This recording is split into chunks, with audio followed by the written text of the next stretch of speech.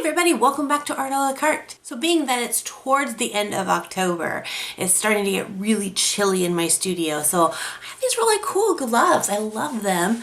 I got them at Disneyland like years ago. And then while I was cleaning up my room, I found them. It's amazing the things you will find when you clean your room. Last week I did a video where I talked about drawing on my iPad and using the iPad pencil. And then I gave a quick overview of the drawing app Procreate so you guys could see how things work. But in that video I also mentioned that I don't solely use Procreate. In fact, for those of you who watch my channel know that I love ClipStudio Paint for digital painting on my computer. And I was thrilled to find out that you can get ClipStudio Paint for your iPad as well. A lot of you said you were interested in seeing how that app works, so here is a review of the ClipStudio Paint program app drawing thing. The good and the not so good. The pros and the not so pros. The pluses and the minuses. The beautiful and the ugly. Anyway, let's get into it. So here I have my iPad all ready to go with ClipStudio Paint brought up. And an important feature that I wanted to show that I don't think I really focused on too much in the first video was charging your pen. So your pen can plug right into the little adapter on your iPad, charge up that way, which is so convenient. You don't have to worry about bringing any extra cords or anything like that. So let's go to the front page of my iPad, and here is the icon for ClipStudio Paint. So I'm going to go ahead and download this. I'll talk about how much this costs in a little bit when I get into the pros and cons. But here is the work setup. I have a little project that I'm working on here for possibly an upcoming sticker. I don't know if you guys are big fans of stickers, but I am. So there are several different setups that you can have for the touch feature. You can have the touch actually be a tool. I have it simply being a moving tool so that it moves things around, but nothing else. But really the setup for ClipStudio Paint on the iPad app is exactly or just about exactly the same as the setup on your computer. So you can do a regular illustration, a comic setup, a book page layout, even animation. Though I haven't done animation on my iPad yet, it does allow you to do full-blown animation if you have a strong enough iPad. So here I have my work screen. This is the actual paper. I love it because with the touch screen, I can rotate it super easily, zoom in, zoom out. It's really easy. ClipStudio Paint has tons of different features. It has, the paintbrush, it has a pencil, regular inking pen, smudge tools, erasers, all of those right there on the side. You will notice that I've switched mine around. When you first download the app, it comes set to the left side, but because I'm left-handed, I found my hand would often touch the icons and activate them because it is still a touch screen. So I moved that over to the other side, which I find so helpful to be able to customize where everything goes. You also have full control of the customization of your different tools. So I can choose my pencil type and then change it around however I want for the texture of the paper. I can change the darkness of my tools, the colors of my tools. All of that is in this software, just like with the desktop. And I think that's one of the main reasons I like this so much is because it's not like I'm having to learn a brand new program or an altered program from what I'm used to. Everything just works seamlessly. And for me, I find that the pencil responds better in sketching than in Procreate. And it might just be that my Procreate settings are a little bit off.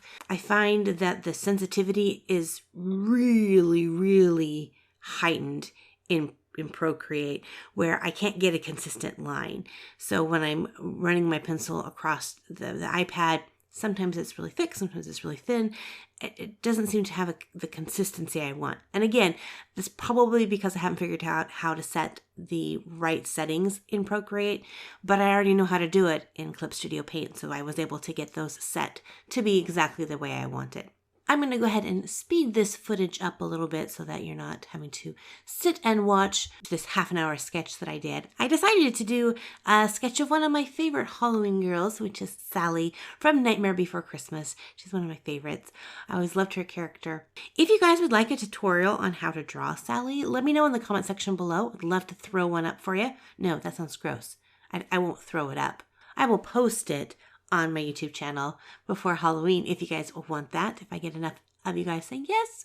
Sally is actually really easy to draw and super, super fun. And I know there's a lot of people that love Sally. I posted a picture of her on my Instagram last night. Met a lot of fellow Sally fans. It was great. So if you want to learn how to draw Sally as well, and you can draw a circle and some lines, you probably can draw Sally. The first step that I'm doing right here in the actual creating of this piece is doing the SketchUp. So you'll see that I have one layer which is set for the paper, and you can change the color of the paper, which I find so fun. In fact, later on this evening, I went ahead and changed it to a black paper and drew with a white pencil, which if you've never done that before, it is so much fun. Now the sketch layer I have separate from the background paper layer, and that's so I can erase that without erasing the background paper. And I usually do that with a pencil tool. I'm using the color pencil tool and a really light shade of kind of a light bluish gray color. Now, when I get into the actual inking process, I create yet another layer for the kind of the line art. Now, with this, you can choose to do a pen tool where you get a nice crisp dark line. But again, I am a huge fan of the pencil tool. So I moved over to a rough pencil. Rough, sound like a dog. Rough. Using a really, really dark navy blue. I didn't want to go super black. I wanted to kind of keep this cool toned. And then went through and added in all the line art. Now, when you get to the part where you want to color it, I usually put a layer in between the line art and the actual sketch. Another pro tip for you is that you don't have to use one layer just for coloring. So you'll see I have a layer for her skin tone, I have a layer for her eyes, I even have a layer for her hair. And that way, if I accidentally color over top of something I don't want to, it's really easy to erase and keep things separate. Now that you guys kind of got a quick overview on how this looks, let's talk about the pros and the cons of using ClipStudio Paint versus Procreate. So far, what I've shown you has all been the pros of using this product. It works really, really great. The one con that this software has, and I have to say it's the biggest con, is the price. When you buy ClipStudio Paint for the computer, it's a one price. I think normally $50, but you can get it on sale a lot. I bought mine for $15. And I was expecting that kind of price to be for the app, and it's not. It's actually a monthly or annual fee. Now, to get just the basic ClipStudio Paint program is about $5, a little less than $5. I think right now it's $4.49. And to get the nicer version where you can do animation is $9 a month. Now, they do give you a really good break if you decide to purchase it by the year. So the basic one is $25 for an annual fee, but the really nice one is $71.99. And for me, that is way too expensive. Now, the reason that right now I have the expensive one was because they gave me a deal to try it out for free for 6 months.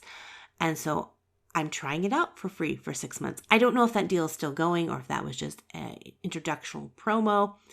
But yeah, ClipStudio, what's with the huge price?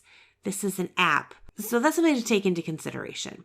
I do feel that if you like to draw a lot and you want to be able to take ClipStudio Paint with you wherever you go with your app, that the basic program is not a bad price. I know that I'm going to go ahead and do the annual plan for $25. I'm going to go with a smaller version because I know if I'm going to do animation, I'm going to do it on my computer at home. If you're just getting into digital art on your iPad and you're trying to decide, what should I do? I might lean towards going with Procreate. It has a lot of the same features. It does a great job, beautiful art, and it only has a one-time price of $10. I'm hoping that ClipStudio Paint realizes this and in the future changes their price brackets and does a one-time thing instead of a monthly thing, because I am a huge fan of ClipStudio Paint. I love their software, but at those prices, I can't super highly recommend them for everyone. You need to definitely take that into consideration. So with that being said, that is my review of ClipStudio Paint for the iPad app. Hopefully that answered some of the questions that you may have and gave you some more things to think about. If there is a drawing app software out there that you would like to see a review on, let me know in the comment section below. If it's something that I can afford or that I know anything about, I might try it out and give you guys a review on it. If you enjoyed this video, make sure to give it a big thumbs up. Also, sharing this video on your social media is a great way to help out my channel because sharing is caring. Well, once again, thank you guys so much for hanging out with me. God bless you guys. I hope you have fun in all of your creative endeavors, and we'll see you in another art video. Bye-bye.